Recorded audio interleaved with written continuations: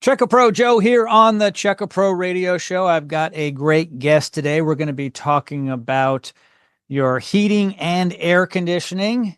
How are you doing, Oscar? I'm doing good, Jim. How are you? Thank you for having me. Yeah, I'm living the dream. Thank you so much for joining me today on the program. Hey, I'd like to start off by asking you a question I love to ask small business owners in the home service space, because a lot of people don't think about this. And that is, what is your why? What gets you going in the morning to do what you do at your company? That's a really good question, man. I feel like I fell into this position by complete accident. Mm. I joined the military as a younger man, right? And I really liked the sense of serving, right? Serving the people.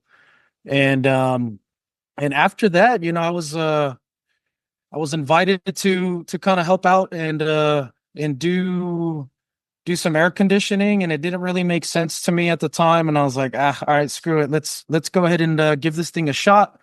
And I started kind of digging deeper on not only the opportunity, but the sense to kind of give back and continue to serve the community, as cheesy as that may sound. But it's been something that I'm super passionate about. I take every client serious as if I was back in the military and kind of doing my duty for the people. So giving is my biggest why here, and it's super satisfying to me. Oscar, first off, thank you so much for your service.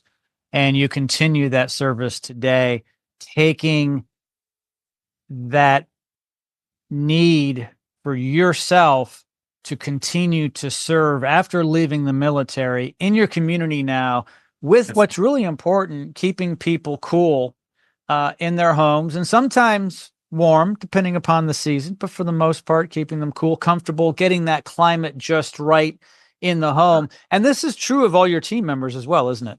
Absolutely, absolutely. We all agree on one goal, and that's to put the client first and make sure that they're comfortable, because you never know what they're going through. So, And it's true.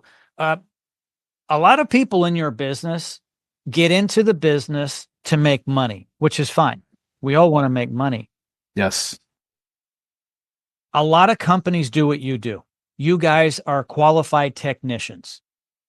They're a dime a dozen. Throughout the entire country, there's a lot of people who can do what you do. The biggest difference is the how and the why. And I really like the why part.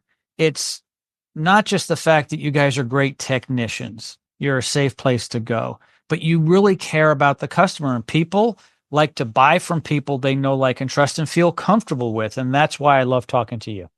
absolutely, man, absolutely. That's what it's honestly, it's what it's all about, to be honest. So, Yeah, it's so important. And it's true of all businesses. A lot of people have to understand that you need to be a profitable business. That makes sense. But beyond that, you need to serve. And absolutely, when you serve, it will pay back and everybody wins. Your customer wins, and ultimately your company and your team members will win. And it goes like this. It's not a one-way street. A lot of people say, "Hey, here's the deal. Call our number. We'll come out. It's transactional. On to the next customer." You guys aren't like that, are you? not at all, not at all, man. We take our time with each client and make sure that most importantly they're happy and comfortable, man. It's as simple as that. Those two things, dude. Happy and comfortable. I'm sure you enjoy working with the older set. Now, I can say that because I'm getting on in years myself. So there's something nice about the people who, are in their 60s, 70s, and 80s. They're generally set in their forever home, Right. and it may not be a mansion, but it's their castle, and they need to be comfortable in their home. What's really nice about it, though, is they're often around for those service calls, right? Because they're Yes. retired. Tell me a little bit about that type of customer, because I just love that group.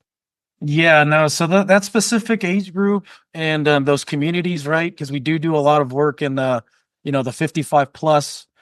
We take not that we neglect the younger community, or any of that, but we do take some extra care on those because what's been a common theme in those communities is other people taking advantage of that age and trying to upsell things that maybe are unnecessary. So we do try to make sure that they're definitely taken care of and they're getting what they need for their own longevity and their own family's longevity, and to make sure that when family members come over and make sure that they're comfortable too to visit grandma and grandpa. So it's definitely a big deal for us.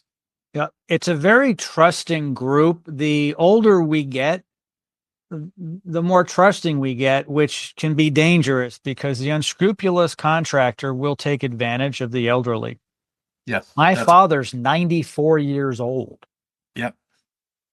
And sometimes I'll say, "Hey, Dad, you got to watch out," because often when you're older, it's you tend to be trusting. It's not just generational; it's also just actually what happens to us as we get older, and it's dangerous. So I love the fact that you serve that community and that you understand that demographic. And that demographic is getting larger and larger and larger. It's never been this big where we've had so many people 55 plus. That's a fact. Yep. Yep. So, I mean, you got to put yourself in their shoes too, man. I mean, if you're going to be at that age yourself, treat them as if they're your own parents. And how would you like to be treated, at that age? So it's a huge, huge, huge deal for us. Oscar, thank you so much for joining me today on the program. I really appreciate it. It's my pleasure, brother.